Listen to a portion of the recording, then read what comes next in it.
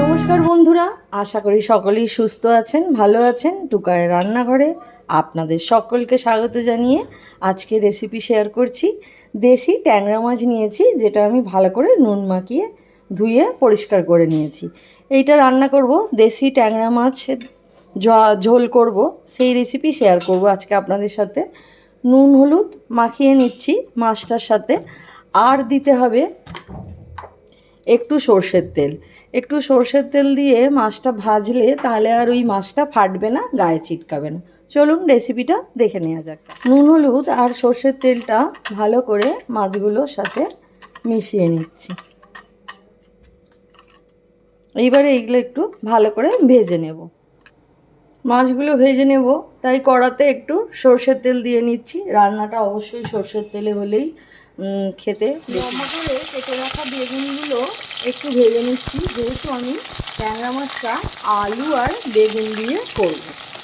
তো বেগুনগুলো লাল করে ভেজে নেওয়া হয়ে গেছে। বেগুনগুলো এবার আমি উঠিয়ে নিচ্ছি একটা অন্য পাত্রে। এইবারে মাছগুলো ভেজে, কড়াতে আবারও আমি তেল দিয়ে নিলাম। এইবারে মাছগুলো ভেজে,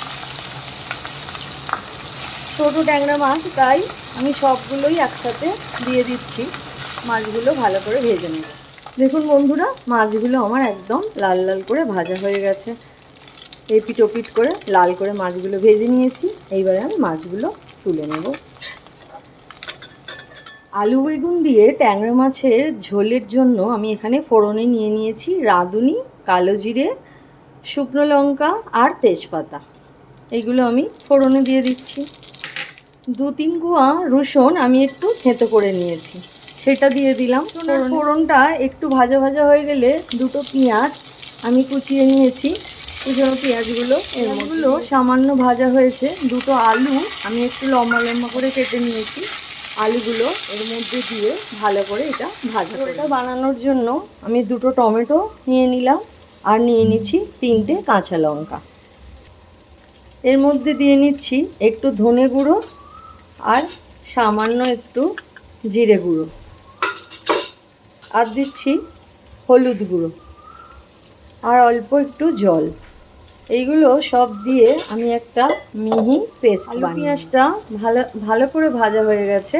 আমি এই পেস্টটা এর মধ্যে দিয়ে দিলাম, যেটা টমেটো, কাঁচা লঙ্কা আর অল্প একটু হলুদ, ধনে জিরে দিয়ে বানিয়েছিলাম।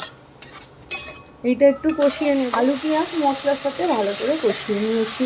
এইবারে মিক্সি বাটিতে একটু জল দিয়ে এই মশলা ধোয়া জলটাও এর মধ্যে দিয়ে দিলাম। দিয়ে দিচ্ছি স্বাদ মতো নুন, আর দিয়ে দিচ্ছি একটু গরম জল। একটু চাপা দিয়ে রাখি আলুগুলো সিদ্ধ হওয়া পর্যন্ত। মাছের ঝোলেটার আলু বেগুন দিয়ে ট্যাংরা মাছের ঝোলের আলুগুলো একটু সিদ্ধ হয়ে গেছে। এইবারে আমি ভেজে রাখা মাছগুলো দিয়ে দিচ্ছি। ভেজে রাখা বেগুনগুলো দিয়ে দিলাম, কারণ বেগুন তো সিদ্ধ হতে বেশি সময় নেবে না, আর আলু আর মাছটাও আমাদের ভালো করে সিদ্ধ হয়ে গেছে। বন্ধুরা, আমার এই যে ট্যাংরা মাছ দিয়ে আলু বেগুনের ঝোল একদম রেডি। ওপর থেকে ধনেপাতা সরিয়ে শেষ করলাম।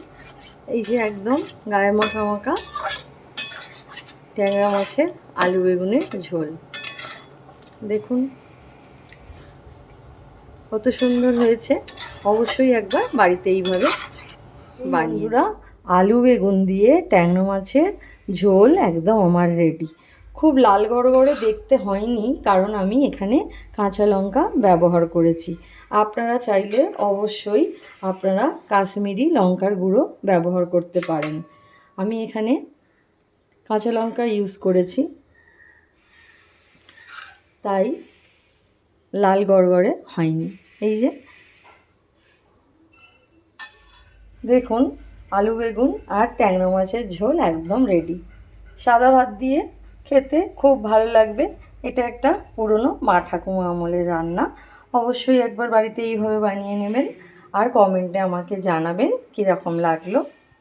এই রকম সব রেসিপি পেতে আমার চ্যানেলটাকে অবশ্যই সাবস্ক্রাইব করে নেবেন, লাইক করবেন, অল নোটিফিকেশান অন করে নেবেন, কমেন্টে জানাবেন কীরম লাগলো।